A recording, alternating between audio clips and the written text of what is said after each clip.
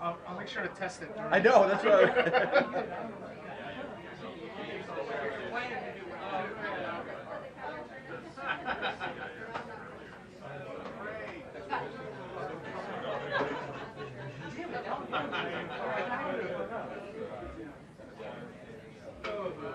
Which one is the seat? I don't know. It's the one all the way on the left. That one? But I'm on the right. It's one all the way on the left. I missed your call from you. Yeah. I wanted to discuss some stuff, but I'll call you back. At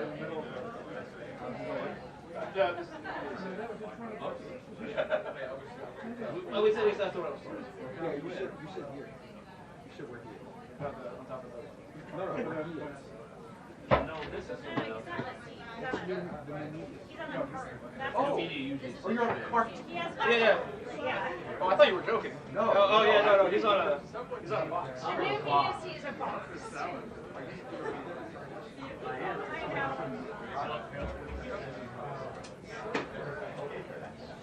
For some reason, I thought that was a regular seat. All right, I'll come next to you. My mask.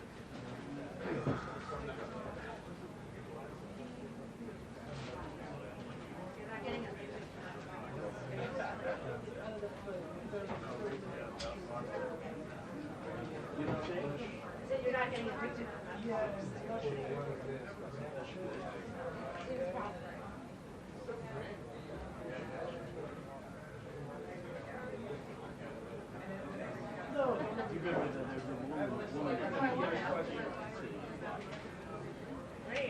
Oh well, because he lose.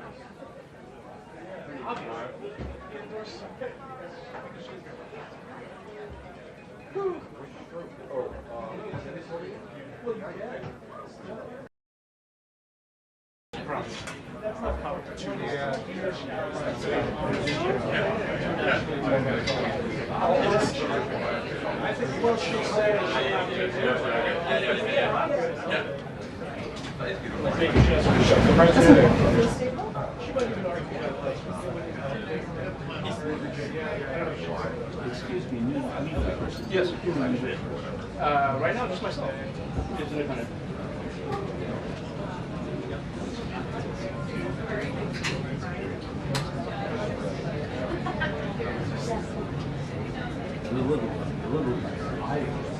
Oh, really? I'm from a terrible city. Terrible.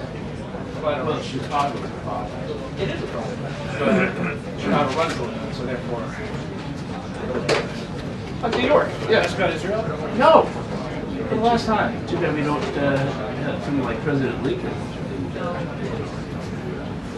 He won't get elected today. It's so true. Yeah, he's the best president. Really, are you gonna have your book back there? No, I'm just for right now.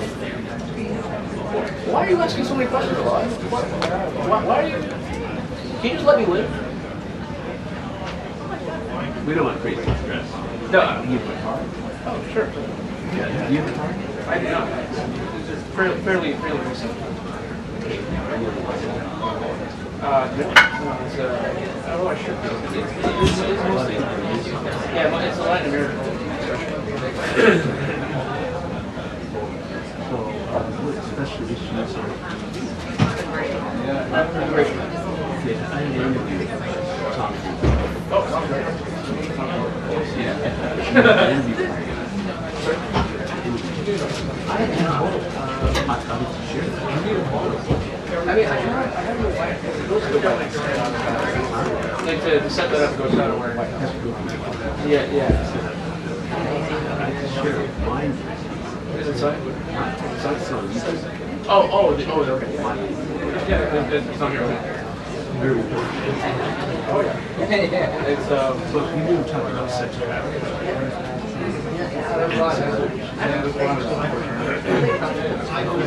I'm more than 4 years.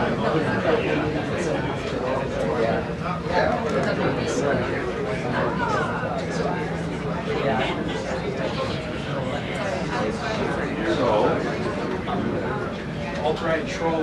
Yeah, fucking. Again, oh no, dude, the Administration's platforming. a brown, all brown one, yeah. Token, yeah. Race trader, yeah, I know. Coconut, yeah, I heard it all. My number is 63. So I'm in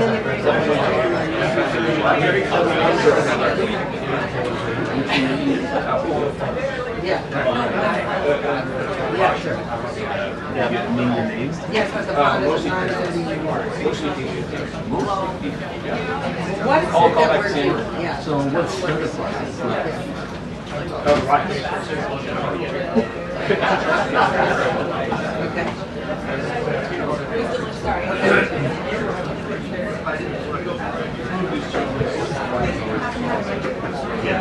Okay. So who do you owe? Okay. 630-407-710. I'll share mine.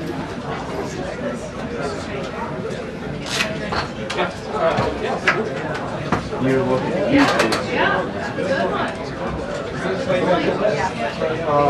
So seeing it.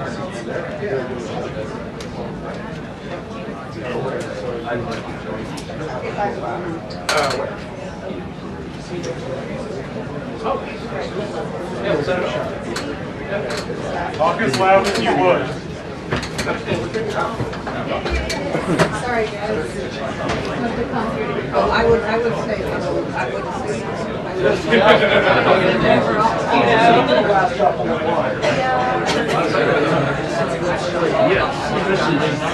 especially and New York City, right? Yeah, you're good. Yeah, a lot of mentally ill people in New York City.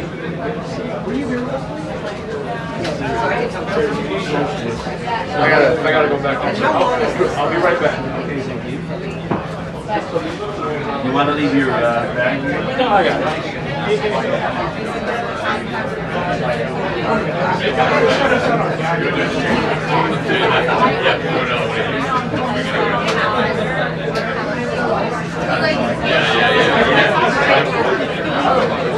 They just asked me. I was like, I had no idea.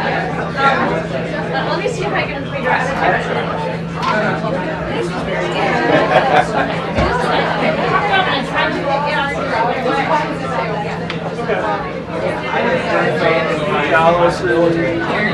During the briefing? Yes, during the briefing. Yeah. Try again. Okay.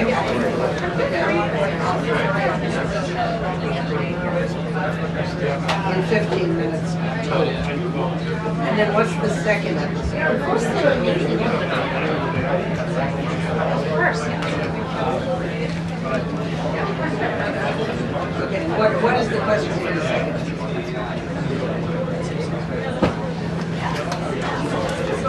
Okay. Okay. Sure.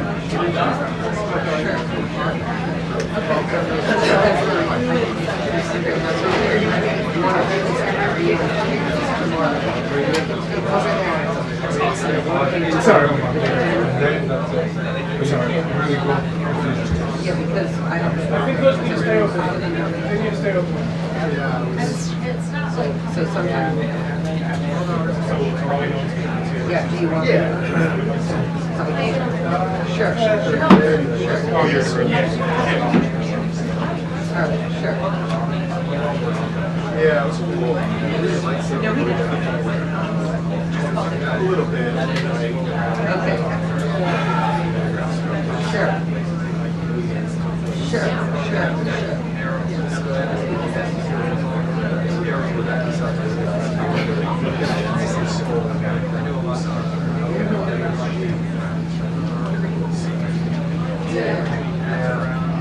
Okay. Sure.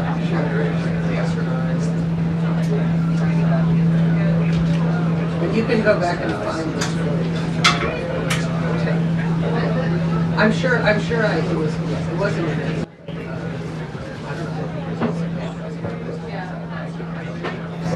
You know.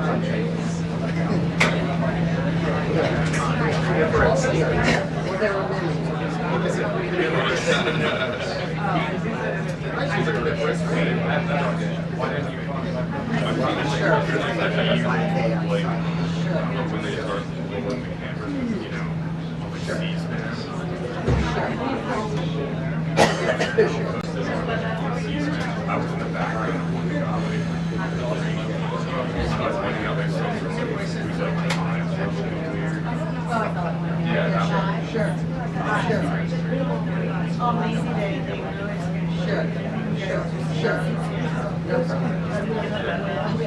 My brother started studying because I was like, Yeah, that's just like when people are like 7 o'clock. okay, thank you so much. No, that's great. Thank you. Okay. Okay, great. How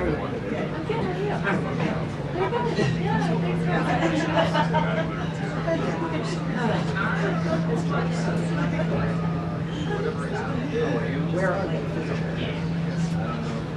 That's always a great question. I've been around but They're not.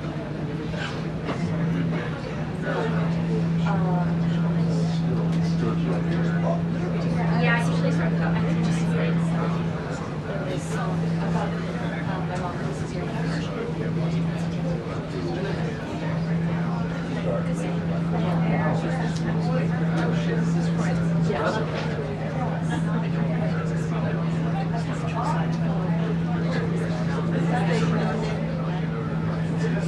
So she has one sister? She's one of 7. I was going to say, no, that's not the Or one. she's one of 5 brothers. Okay, and then the brother. He was super.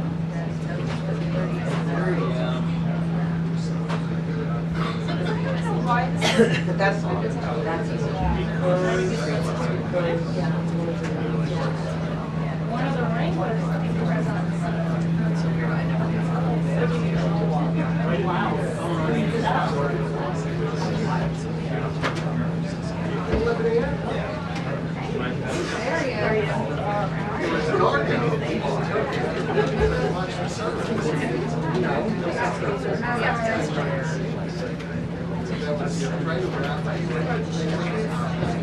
I know that sitting here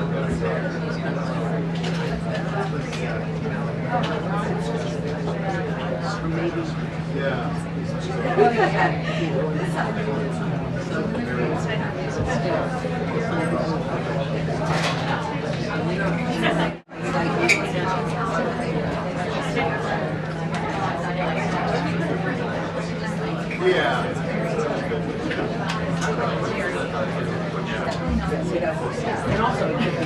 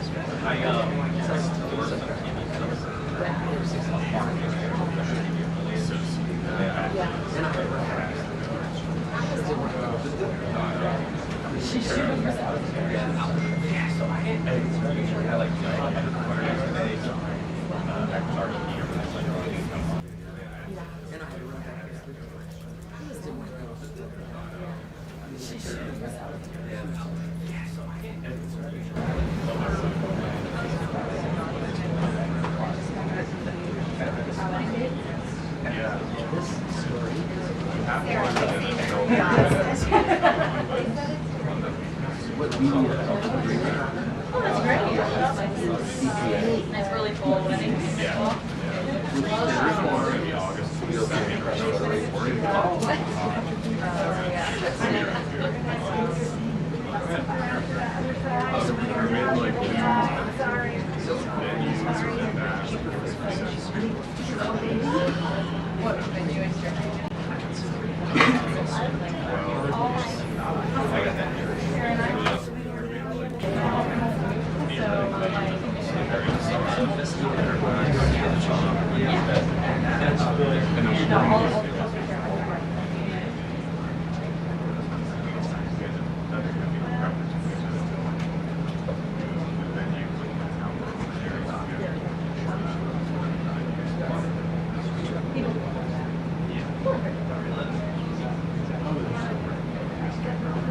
Also, it's if it's during the meeting, it's kind of across the street. The transmitter international. I don't know. Like they actually, the city floats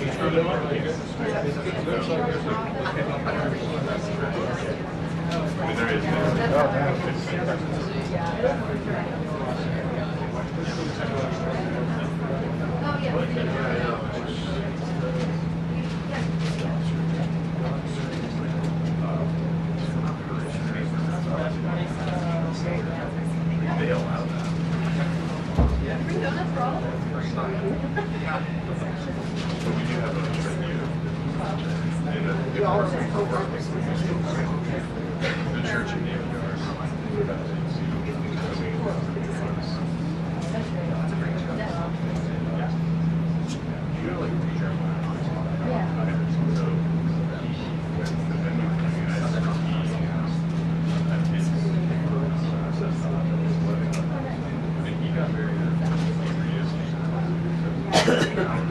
Yeah, and it was like, I've done the hour drive from the church to that. Yeah, but kind of tape it till right.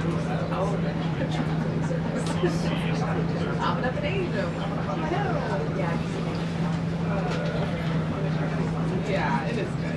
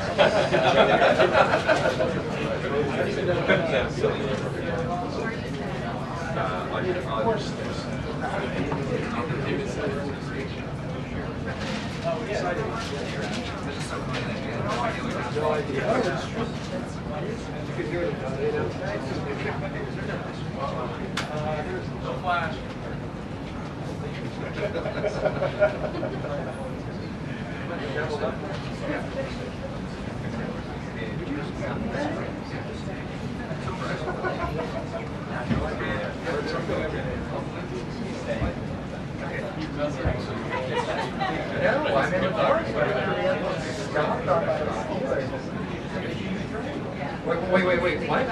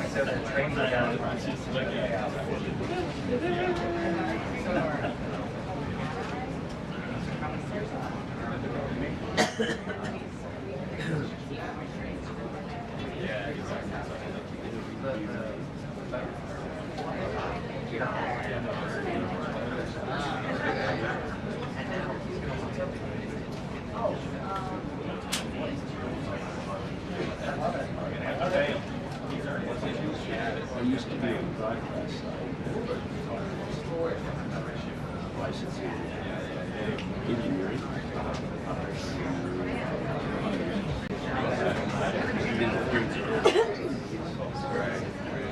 Which I prefer.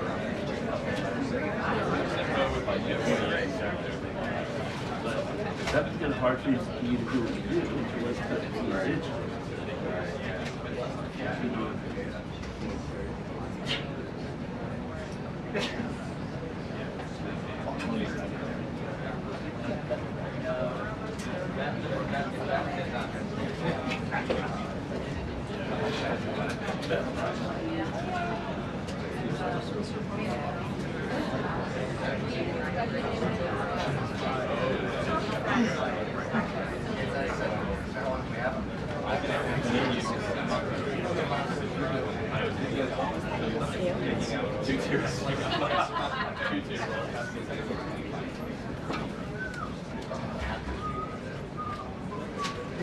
Patrick, question? What?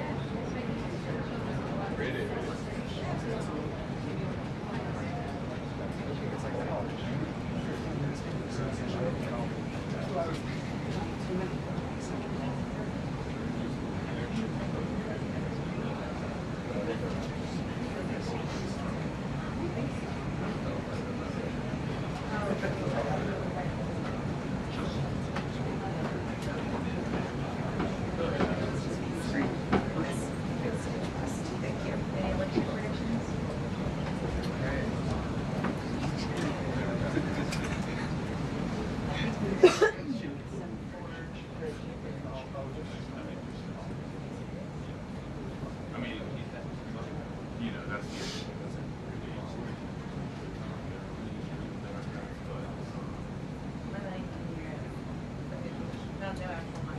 yeah, I mean, it didn't sway me.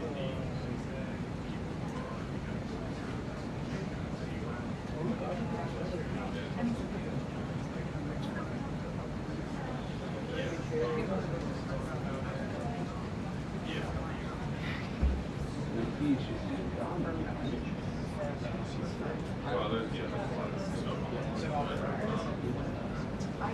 Yeah, I think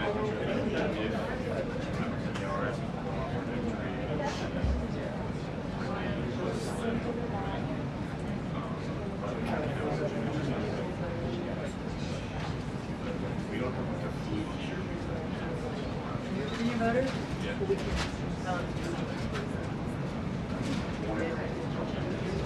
Oh. And I have an idea. I'll just do that. 2 minutes until the briefing. 2 minutes until the briefing.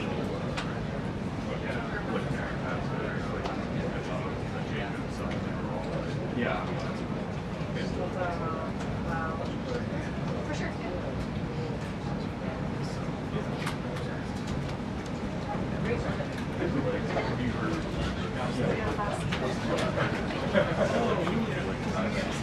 Oh, yeah.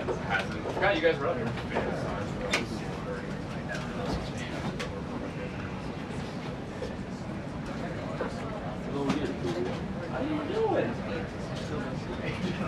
Yeah, there was a debate about the door. There was a debate about the door. Something about the temperature.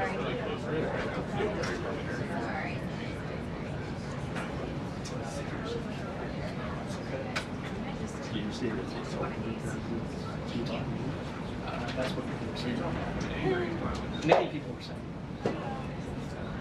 People familiar with the situation. They are. No, it's ours. It's just Okay. Yeah, you could say that. I could. There's so many colors around this day.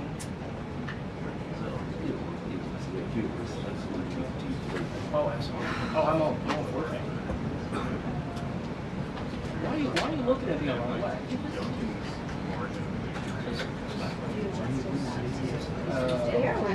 A lot. last time in Asia. E-L-A-D. I think, right? That's what it's It's a lot.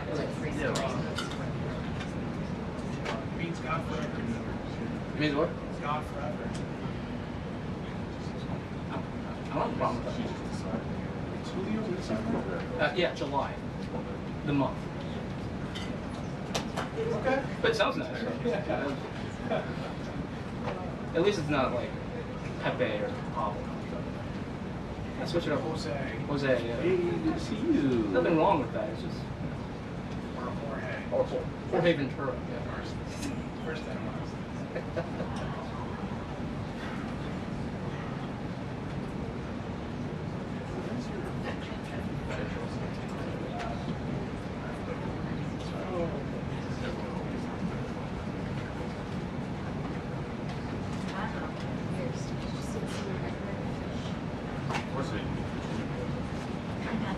I've already included it in a note before. We've done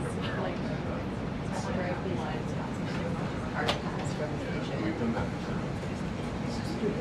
I don't know.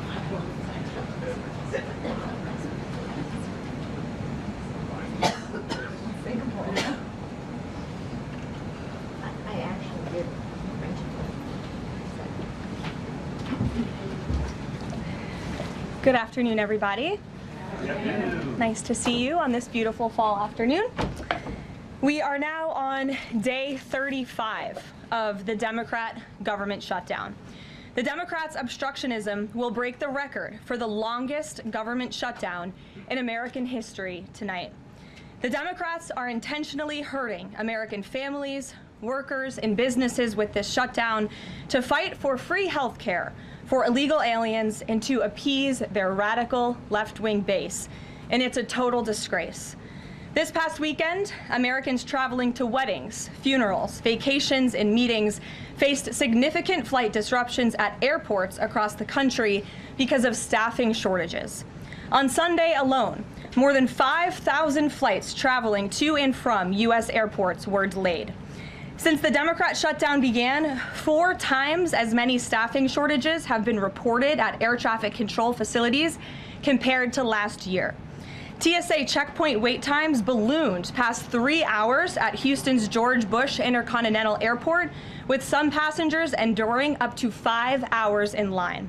At nearby William P. Hobby Airport in Texas, security wait times are routinely exceeding 1 hour. More than 13,000 air traffic controllers are continuing to work without pay. Because of the Democrats, these men and women who keep our airspace safe and moving will miss a second paycheck in a row this Friday if Democrats refuse to open the government. Let me be clear to our incredible air traffic controllers across the country. President Trump and Republicans want you to get your paychecks. They want you to be paid. Please call on your Democrat senators and tell them to side with President Trump and Republicans to vote to reopen the government. Our nation's 4 largest airlines, United, Delta, American, and Southwest, have now all endorsed the Republican, nonpartisan, clean funding bill to end the government shutdown. Major unions, collectively representing tens of thousands of pilots, have also joined the airlines in calling on Democrats to pass the clean, nonpartisan CR. The travel industry is also imploring Democrats to end the shutdown and reopen the government. Nearly 500 companies and groups in the travel business, including casinos, hotels, and convention bureaus, signed a public letter warning that America's travel economy has already lost $4 billion due to this Democrat shutdown, and they have called for the Republican CR to be passed, saying Americans expect and deserve a fully functioning federal government during the peak holiday travel season. Never before have we seen private industry and union leadership so unified on the same issue, rallying behind Republicans in such a vocal way. The Democrats have completely lost the plot. They are endangering the safety, prosperity, and livelihoods of millions of Americans. It's well past time Democrats do what they did 13 times under Joe Biden and pass the clean funding bill extension.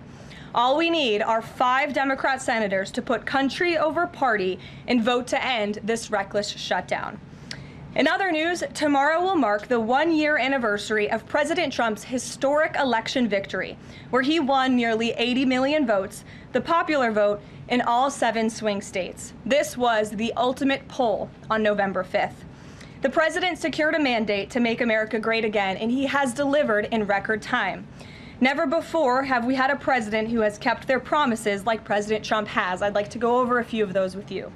In less than 10 short months, President Trump signed the largest middle-class tax cut in history, including no tax on tips, overtime, and Social Security to put more money back into the pockets of the American people. The president ended the southern border invasion of the Biden administration, made our border the most secure in history, and he is carrying out the largest mass deportation campaign of illegal aliens in our nation's history to protect our homeland, just as promised. President Trump has aggressively taken on drug cartels by declaring them as foreign terrorist organizations and even blowing up narco-terrorists who have tried to poison the American people with fentanyl and other illegal narcotics. President Trump defeated the Biden inflation crisis, and he continues to implement a pro-growth, America First economic agenda to make America affordable again. And we are seeing the results of that every day. Inflation has remained low and steady, averaging just 2.5% compared to the painful average of 5% under Biden, and we know it was historically higher than that for most of President Biden's term. Meanwhile, real private sector wages are on track to rise by almost $1,500 since President Trump took office, a significant change to the Biden years where private sector wages declined and were being wiped out by inflation. President Trump has ended the reckless war on American energy and unleashed energy dominance, with gas prices now plummeting to their lowest average levels in more than 4 years. President Trump implemented powerful tariffs to rebalance America's trade deals, protect American workers, and returning our country to be a manufacturing superpower once again. As a result, the president has secured trillions and trillions of dollars in private and foreign investments into the United States, which are creating high-paying jobs for the greatest workforce in the world. The president has restored America's place as the leader of the free world through his unwavering peace through strength foreign policy that has already ended 8 wars and counting. And the president ended illegal DEI initiatives in our federal government and is returning our country to a merit-based society based on common sense. President Trump protected opportunities for women and girls to compete safely and fairly by continuing to keep men out of women's sports. Americans have a president who works tirelessly, literally 24/7, to improve their lives and make our country better than it has ever been before. So with that, today we will open it up to questions, and we will start with our independent journalist in our new media seat, Julio Rotas. Julio, please start. Thank you. Thanks, Caroline. So over the weekend in Mexico, a mayor in Michoacan, Carlos Manso, he was assassinated while celebrating Dia de Muertos with his family.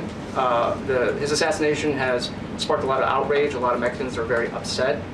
They're blaming President Claudia Sheinbaum for not taking the cartel threat seriously enough. Yesterday, she said that, once again, she's not going to allow any foreign military intervention to take on the cartels on Mexican soil, and that Mexico is not going to pursue a drug war similar to what they've done in the past. So my question is President Trump satisfied with Claudia Sheinbaum's approach to cartels? And if not, has Manso's assassination kind of opened up some new options for the United States to pursue regarding cartels? Well, first of all, with respect to this specific news item and this alleged assassination that took place in Mexico, I know the Trump administration, we are aware of that, and of course we condemn all political violence anywhere in all forms. As for Claudia Sheinbaum and the president's relationship with her, I think he has a lot of respect for her as president of Mexico, and he also really appreciates the coordination that she has provided to the Trump administration. I can't speak for her and what she's doing internally in her country. I can speak for the president in saying we are continually pushing Mexico to do more to tackle the drug trafficking and the drug cartels within their country, and we are working with them in any way that we can. And the president has obviously used the full range of executive options in his authorities to crack down on drug trafficking at our southern border and to designate these cartels as foreign terrorist organizations and additional actions as well. Just one more question. Sure. So at the Antifa roundtable that we were at just last month, myself and the other panelists made the recommendation to the president for, speaking of foreign terrorist organizations, to have Antifa not just be domestic terrorist organization, but be designated as a foreign terrorist organization since they have cells in other countries. He mentioned to Secretary Rubio, because he was in the room at the time, to look into that. So I just wanted to see if there's an update on that. Sure. That process is most definitely taking place. I don't have any announcements for you on that today, but I can certainly assure you the administration is working on it, and I'll check in on it and get back to you, Julio. It's a good question. Thank you very much. Jackie. Thank you, Caroline. Zohran Mamdani blamed the president for bomb threats and intimidation at polling locations. He said, quote, part of the general approach of the Trump administration has taken to intimidate voters with baseless allegations of voter fraud as a means of trying to repress the voice of Americans across this country. I want to give you a chance to respond to that. Yeah, I saw those comments from Mamdani. I think they are completely irresponsible, and they are based on zero evidence. And I think this is just another example of how the Democrat Party unfortunately stands for nothing. All they stand against is President Donald Trump. And I think it's quite sad to see that we have someone at the top of the ticket on an election day today saying such things about the president when he obviously had absolutely nothing to do with those threats. And on the shutdown, Democrats have been pretty quiet about the president's push for the nuclear option, terminating the filibuster. Is there any concern around here that Democrats might actually want Republicans to get rid of the filibuster so that one day, when they're in power again, the door's already open for them to pack the Supreme Court, give statehood to D.C. and Puerto Rico, make mail-in balloting permanent, those kinds of things? I think the president has been very realistic and strong in his position on the filibuster. He's been very vocal about it. I just spoke to him about it. He feels really strongly about this. Republicans need to play tough and they need to play smart. That's how the president feels.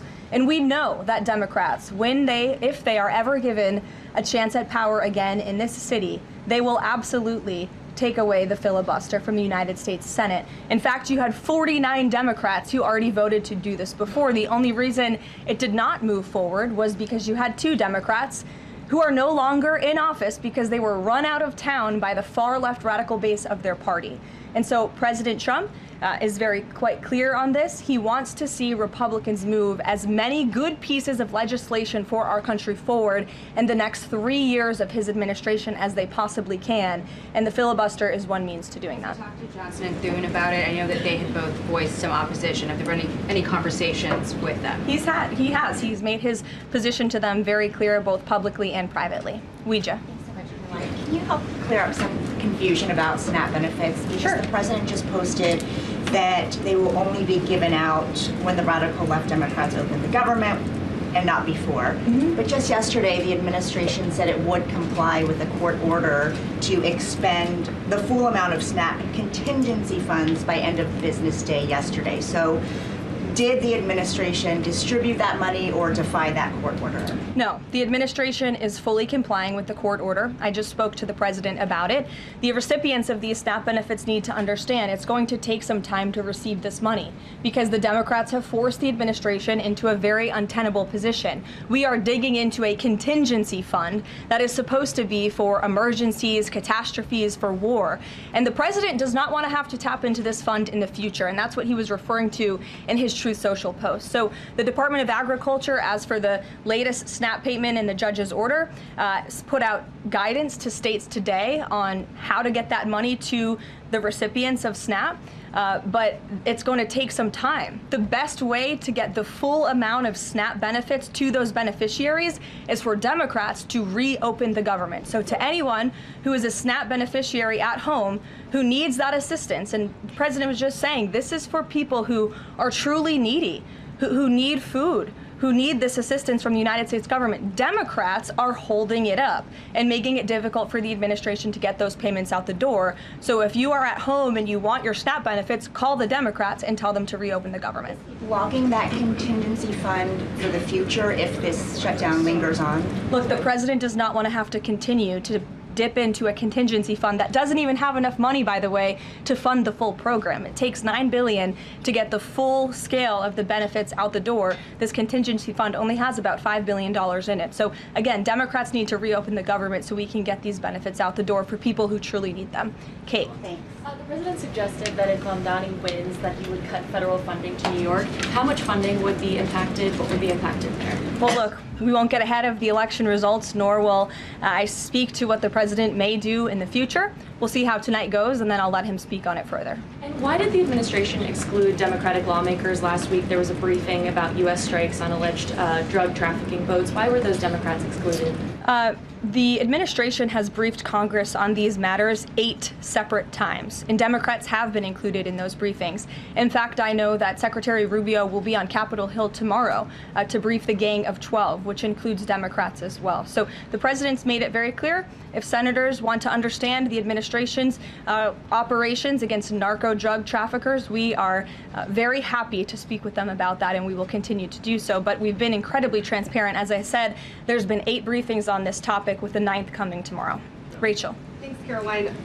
There's been some reporting out there about the possibility of furloughed workers not getting back pay. We know that the president signed that bill into law in his first term. Does the administration guarantee that all furloughed workers will get back pay? This is something we are very much open to discussing with Democrats as part of the discussions about the continuing resolution to keep the government open, and it's something that Republicans are talking with Democrats about right now. I won't get ahead of those negotiations or discussions. That's a possibility that may not happen, even though it's law. I just said Republicans in the White House are very much open to discussing this with Democrats. And just one last question. As this government shutdown now drags on, about to make history as the longest government shutdown in American history, can you talk about what the president is personally doing to try to see an end to this? He's pushing Republicans to keep voting and to keep opening up the Senate floor to vote for the clean continuing resolution. He had the Senate Majority Leader and the House Caucus Leader, Hakeem Jeffries, here at the White House to talk about this in the very early stages, to give them a chance to come to their senses and avoid this entire government shutdown at the very beginning. And they chose not to. And I think it's been very clear to everyone in this room and to everyone across the country that the Democrats are playing partisan politics with our United States federal government. And all Republicans have wanted to do for the last 35 days is reopen the government. That has been the president's position since day one. It is his position today on day 35.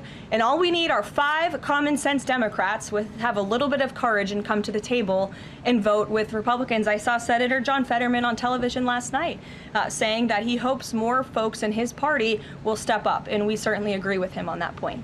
Sure. Caroline, the president posted on True Social that the voting underway in California is, quote, rigged. What evidence does he have of that, and what does it mean that mail-in ballots in that state are under legal and criminal review? By whom and why? And also, in this vein, does the White House still plan to issue an executive order banning mail-in voting, and what legal authority do you have to do that? The White House is working on an executive order to strengthen our elections in this country and to ensure that there cannot be blatant fraud, as we've seen in California with their universal mail-in voting system. It's absolutely true that there's fraud in California's elections. It's just a fact. It is just a fact. They have a universal mail-in voting system, which we know is ripe for fraud. And if you want to deny that, I'm happy to provide you all of the evidence for it. I'd be glad to send that to you after this briefing. Rigged. Fraudulent ballots that are being mailed in the names of other people, in the names of illegal aliens who shouldn't be voting in American elections. There's countless examples, and we'd be happy to provide them. As for executive action the White House is taking, yes, we are looking into that.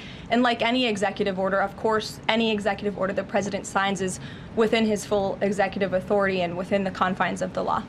Stephen. Thank you, Caroline. I've got 2 questions I'd like to ask you about New York, but first I'd like to ask you about breaking news from the Attorney General. She revealed just about an hour ago that the Biden Justice Department seized President Trump's official first-term phone and subpoenaed his private phone records.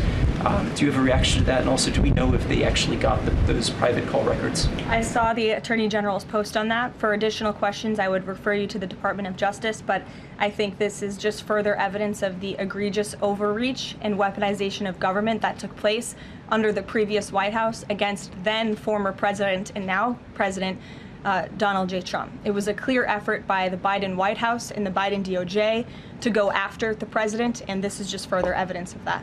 On New York, we've seen the president's messages that he's put out, but could you describe how he's feeling as a New Yorker watching this election? Well, the president is a New Yorker and he loves New York. It is his home. He talks about that all of the time, and he's made his thoughts on this election quite clear, I think, himself. In the back, yes, go ahead. Thank you. Over the weekend, there were reports. I was going to you in the green, but go ahead and then you can have your question. Thank you. Over the weekend, there were reports that President Trump is due to host President of Syria, Ahmad al-Sharia, on Monday. Do you have any preview for that meeting? Is he expected to invite him to join the U.S.-led anti-ISIS coalition? I can confirm that that meeting will be taking place here at the White House on Monday, and this is part of the president's efforts in diplomacy to meet with anyone around the world in the pursuit of peace. And as you know, when the president was in the Middle East, he made the historic decision to lift sanctions on Syria to give them a real chance at peace. And I think the administration, we've seen good progress on that front under their new leadership. And so he will be here at the White House on Monday, and I'll let the president speak further on it on Monday. Yes, go ahead. Thank you, Caroline. I was just curious, you had mentioned there that President Trump, as we know, has been speaking with Republican leaders in Congress about reopening the government. Is he involved in any other negotiations? And is he prepared to sign something if a deal does come out by the end of this week? On top of that, with SNAP benefits, does he have any authorities or considering any authority there to release more funds to help people who are desperately needing these benefits? So look, I think I've already answered the question on SNAP. We're complying with the court's order, and we're getting that partial payment out the door as much as we can and as quickly as we can, but it's going to take some time because, again, this is a prorated payment that we're tapping into a contingency fund for. The best way to get those payments out the door is for Democrats to reopen the government. But yes, the president is in constant communication with his friends on Capitol Hill. They know, they call, he answers, he picks up the phone. He's a very transparent president in that way. And as soon as the Democrats pass the clean continuing resolution, President Trump will be here to sign it. Michael. Thank you, Caroline. President Trump has threatened to go into Nigeria guns a-blazing if Nigeria's government does not stop the killing of Christians in that country. Has the White House heard back from Nigeria's government on this threat? As the president stated, Michael, if the Nigerian government continues to allow the killing of Christians, the United States will immediately stop all aid and assistance to Nigeria and may take action to wipe out the Islamic terrorists who are committing these horrible atrocities, especially against innocent women and children. I don't have any further announcements on that for you today, but I can assure you the President of the United States is watching this situation unfold very closely, as is our Secretary of State, Marco Rubio. Caroline, President Trump has endorsed Andrew Cuomo in New York City's mayoral race. He has not by name endorsed Winsome Sears in Virginia's gubernatorial race. Why is that? Look, as you know from this podium, I'm quite limited in what I can say with regards to ongoing political elections. I think the president has spoken for himself and what he wants to see take place in these elections today. Lalit. Thank you. I would like to ask you about India-US relationship. What is President's thoughts on the future of India-US relationship? I'm sorry, Lalit, can you repeat that? What is President's thoughts on future of India-US relationship? I think he feels very positive and strongly about it. As you know, he recently, a few weeks back, spoke to Prime Minister directly when he celebrated in the Oval Office Diwali with many high-ranking Indian American officials here at the White House. We have a great U.S. ambassador to India in Mr. Sergio Gore, who will represent our country very well. And the president and his trade team continue to be in very serious discussions with India with respect to that topic. So I know the president has great respect for Prime Minister Modi, and they speak pretty frequently. Thank you. Hi, yes. The air traffic controller crisis ongoing. Secretary Duffy said he will now start to cancel and ground flights next week to maintain safety. Should people fly next week given this new information? And is the administration encouraging people to stop flying altogether and look at alternative transportation modes? The administration is encouraging Democrats to reopen the federal government so this chaos and disruption to the United States of America stops.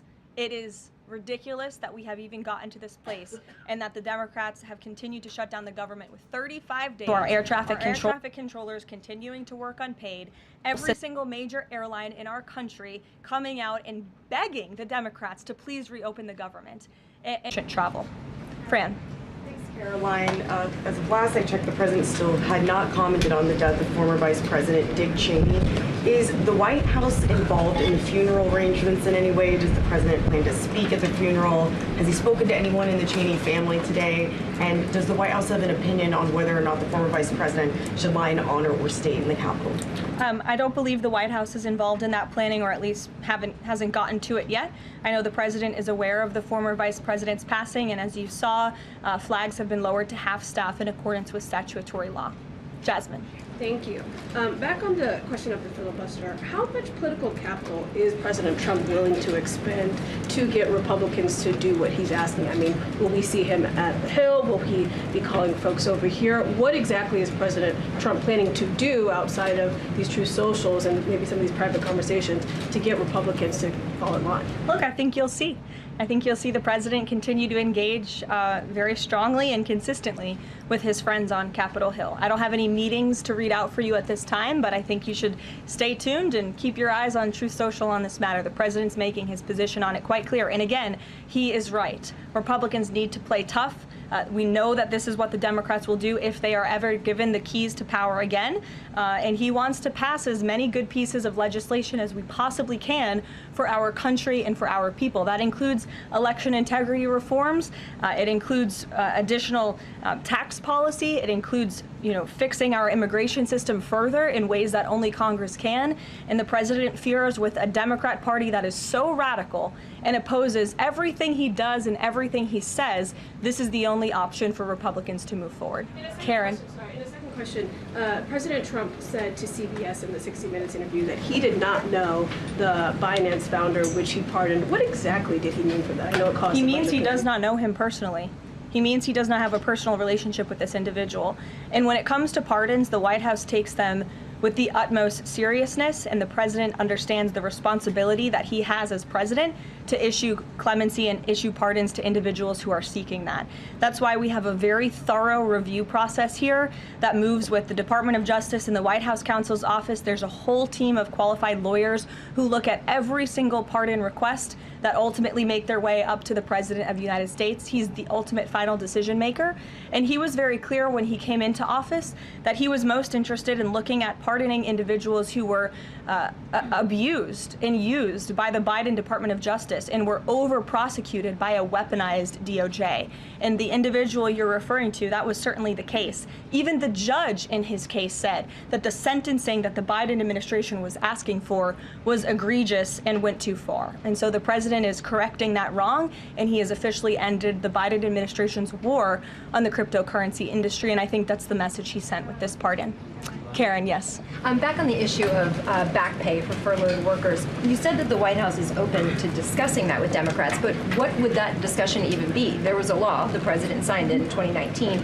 What could a discussion look like? Why is that even open for discussion? Look, Karen, as I said, Republicans are talking about that with Democrats right now, and I don't want to get in the middle of those sensitive conversations. But as we've complied with the SNAP order, the White House, the administration is always going to comply with the laws. We're always going to comply with the ruling of judges across the country.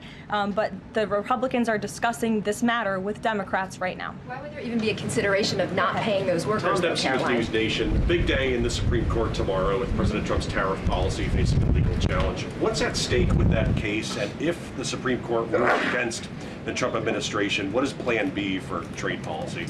I'll tell you, the White House is always preparing for Plan B. It would be imprudent of the president's advisors not to prepare for such a situation. With that said, we are 100% confident in the president and his team's legal argument in the merits of the law in this case, and we remain optimistic that the Supreme Court is going to do the right thing.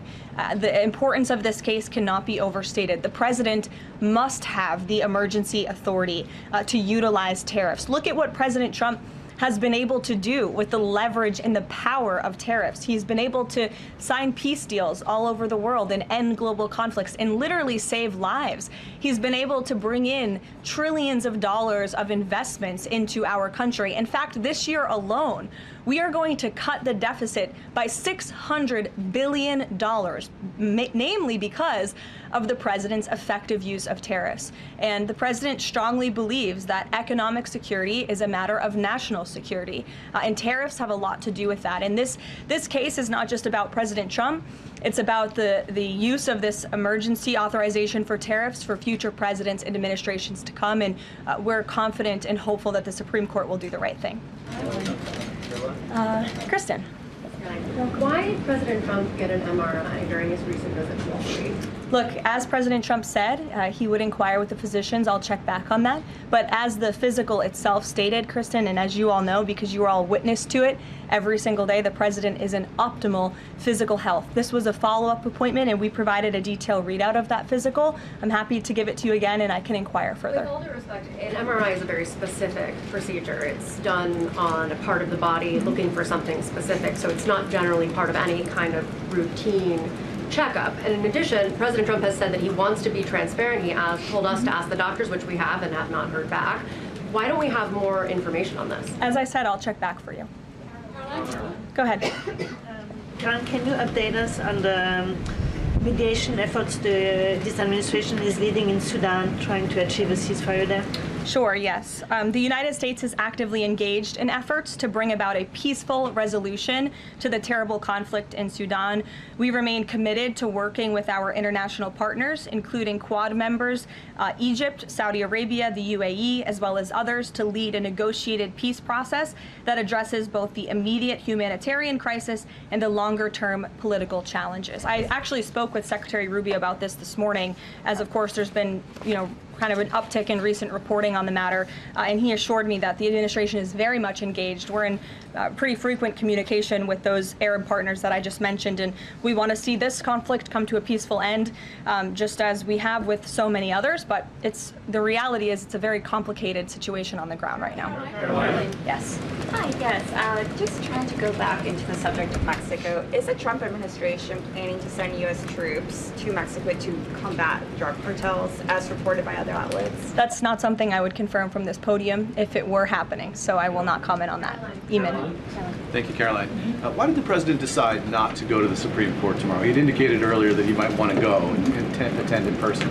Yeah. Now he's saying he's not going to go. Why? The president did have an interest in attending the Supreme Court hearing tomorrow, as I just expressed how important it is to him, the administration, and the country, this case. But he is traveling to Miami tomorrow, as you all know, to give an economic address with the mayor of Miami and many global business leaders to talk about his historic success with the economy over the past 10 months and talk about sort of where we are headed as a country in terms of our economy. So he'll be traveling tomorrow on the road in Miami. That's why he won't be here, but Secretary Scott Bessent will be in attendance at the hearing tomorrow at the request of the president.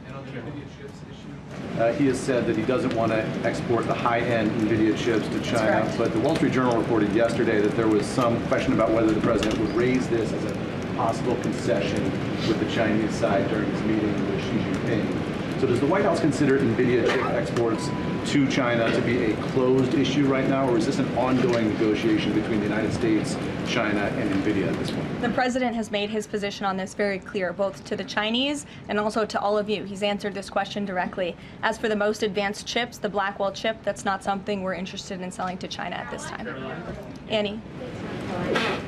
Does the president think that the results of the Virginia or New Jersey gubernatorial races tomorrow or statewide races tomorrow will in any way reflect a voter sentiment towards his administration?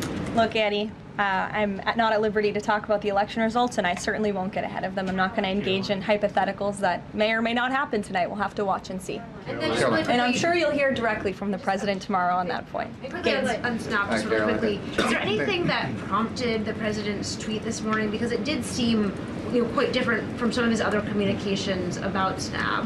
It seemed a little bit out of the left field. I'm just wondering if he had a conversation or if there's anything you're aware of that caused him to decide to, at around 11 o'clock, to send out that message. Look, the president is constantly well read on the news, as you know, and he is very much aware we are in day 35 of a government shutdown in which these SNAP benefits, we're pushing them out the door. USDA put out that guidance to the states this morning. The president was aware of that, and he wants to make it very clear that these benefits are in jeopardy because of the Democrats, and they should just open the government so that we can continue getting these funds out the door in an easier and more efficient way. There's some new reporting that just dropped a few minutes ago that the Trump administration is negotiating with the makers of Ozempic to sell some weight loss drugs for $149 a month. That's according to the Wall Street Journal. Do you have any more information on that? Can you confirm that? I think the president has said himself in previous Most Favored Nations announcements that this is something that the administration has been engaged in and looking into. I won't get ahead of the president on any future announcements, but I will echo his strong commitment to bringing down drug prices in this country. And you've heard it directly from Secretary Kennedy and Dr. Marty McCary and his entire Health and Human Services team, how committed the president is to bringing down the cost of drugs, and we're working with pharmaceutical companies to do that every day. Very quickly, Caroline, on SNAP. I know it's been asked, and I know Ouija asked it, but I want to put a fine point on it. You talked about the president's post here, and he wrote that SNAP benefits will only be given when the radical left Democrats open up the government. I understand your previous answers, but as written, how would that not violate a court order as it's written? I've now answered this question several times, Gabe. We are complying with the court's order. We are getting the payments out the door as quickly as we can. USDA sent the guidance to the state. The president is referring to future SNAP payments. He does not want to have to keep tapping in to an emergency fund and depleting it. In the case of a catastrophe in this country, he wants to have those funds preserved, as they should be. And he's made it very clear Democrats should reopen the government. I have one final positive note for all of you. I told you I would keep you posted when the White House would resume public tours. Well, I'm pleased to announce the Office of the First Lady has reopened the doors for public tours on Tuesday, December 2nd. There will be an updated route, of course, for guests in light of the ballroom construction that's taking place, but we very much look forward to celebrating the holiday season. And the public and members of Congress and anyone who wants to come visit the First Lady's beautiful decorations is welcome to go to whitehouse.gov/visit to sign up for a tour. Thanks, guys. We'll see you tomorrow. Thanks, Caroline.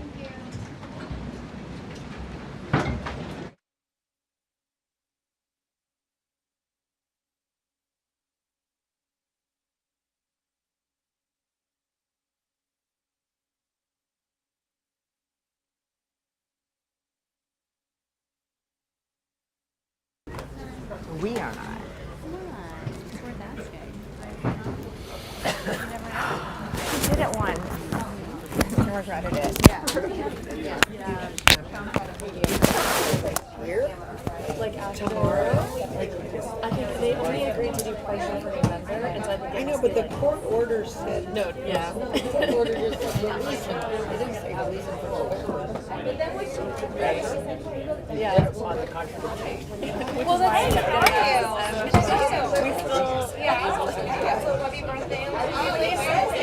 Well, the court can say something.